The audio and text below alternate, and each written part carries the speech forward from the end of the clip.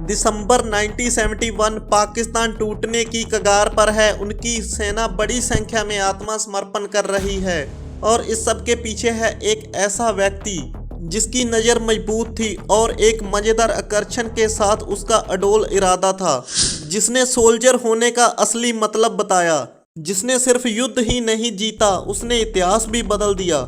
ये real story है field marshal Sam Manekshaw की, जो आगे चल के India is greatest military legend बने। हेलो दोस्तों, आज की इस वीडियो में सैम मानेकशॉ की रियल स्टोरी को हम समझेंगे गहराई से।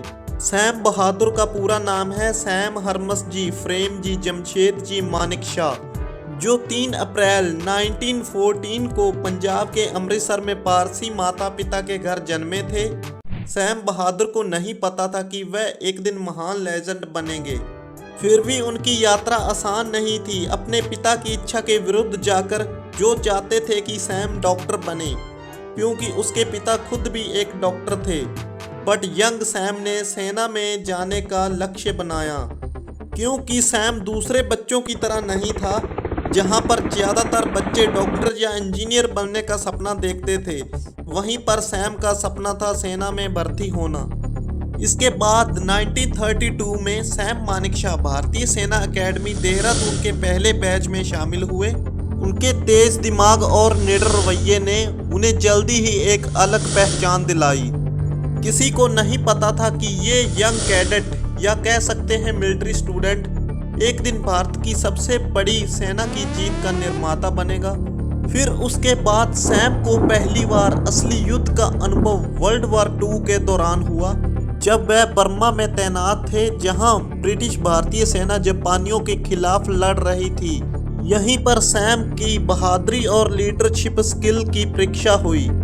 इस भयानक लड़ाई में सैम को कई बार गोली मारी गई। एक ब्रिटिश ऑफिसर ने पूछा कि क्या सैम ठीक है, और सैम ने अपनी खास समझदारी से आंसर दिया, आई एम ओके सर, आपको दूसरे आदमी को देखना चाहिए। बट सैम गंभीर रूप से घायल थे, गोलियां उनके शरीर को चीर रही थी।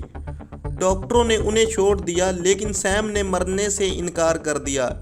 जब एक ब्रिटिश जनरल उन्हें बहादुरी के लिए अवार्ड देने आए तो हॉस्पिटल में बेड पर लेटे हुए सैम ने मजाक में कहा, धन्यवाद सर, लेकिन इसके बजाय एक विस्की कैसे लें। वह सैम था, निडर मौत के सामने भी। उनकी बहादुरी ने उन्हें प्रशंसा दिलाई, परंतु इससे भी महत्वपूर्ण बात यह है कि इससे उन्हें अपने लोगों और अपने अधिकारियों की रिस्पेक्ट मिली। ये सैम मानेकशॉ के शानदार करियर की शुरुआत थी। इसके बाद 1947 में भारत को आज़ादी मिली, लेकिन इसके साथ ही पार्टीशन का सबसे भयानक रूप भी देखना पड़ा। भारतीय सेना विभाजित हो गई और सैम ने खुद को इस हफड़ा दफड़ी के बीच पाया। लाखों लोग डिस्प्लेस्ड हुए और पूरे देश में हिंसा भड़क उठी। इस काले अध्याय के दौरान सैम का नेतृत्व चमक उठा। उन्होंने व्यवस्था बनाए रखने में मदद की और अनगिनत लोगों की जान बचाई। दबाव में भी शांत रहने की उनकी क्षमता और अपने लोगों के प्रति उनकी अटूट प्रतिबद्धता ने उन्हें एक स्वाभाविक लीडर बनाया। फिर 1947 के बाद जब भारत अपनी बॉर्डर लाइंस को मजबूत कर रहा था, तब 1962 में भारत को चीन के हाथों अपमानजनक हार का सामना करना पड़ा। भारतीय सेना की तैयारी ठीक नहीं थी और पूरा देश सदमे में था। भारतीय सेना का मनोबल टूट गया था, लेकिन ये हार भारत की सेना रणनीति के लिए एक महत्वपूर्ण मोड़ बन गई। लेकिन अब मेजर जनरल बन चुके थे।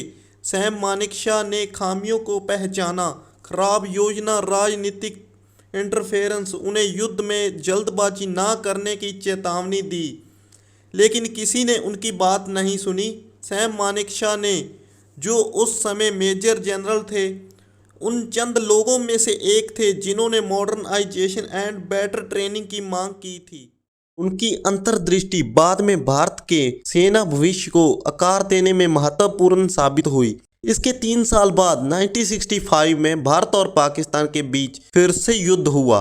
इस बार सैम पूरी तरह से तैयार थे। पूर्वी कमान के जीओसी इन कमांडर के रूप में उन्होंने भारत की सीमाओं की रक्षा में महत्वपूर्ण भूमिका निभाई। युद्ध के दौरान उनके लीडरशिप ने उन्हें व्यापक मान्यता दिलाई, लेकिन सैम को पता था कि ये तो बस शुरुआत है, असली चुनौती तो अभी आनी बाकी है। इसके बाद सैम बहादुर युद्ध के लिए हमेशा रेडी रहते थे।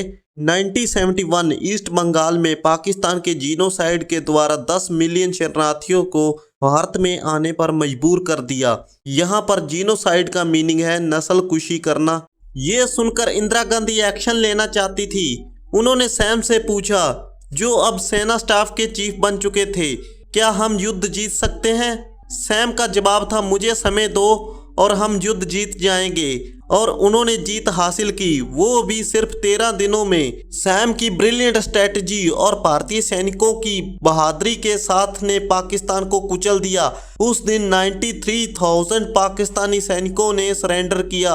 वर्ल्ड वार 2 के बाद सबसे बड़ा युद्ध यही था, जिसके बाद बांग्लादेश का जन्म हुआ और सैम मानेकशॉ एक लेजेंड बन गए। लेकिन सैम सिर्फ एक मिलिट्री जीनियस नहीं थे, वह एक बुद्धिमान और आकर्षक व्यक्ति भी थे।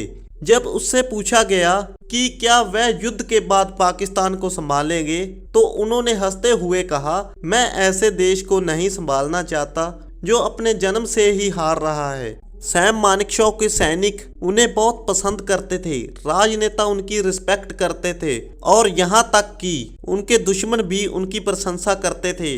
वह सैम बहादुर थे जो एक निडर लीडर और दिल से लीड करते थे। फिर लास्ट 1973 में सैम बहादुर भारत के पहले फील्ड मार्शल बने।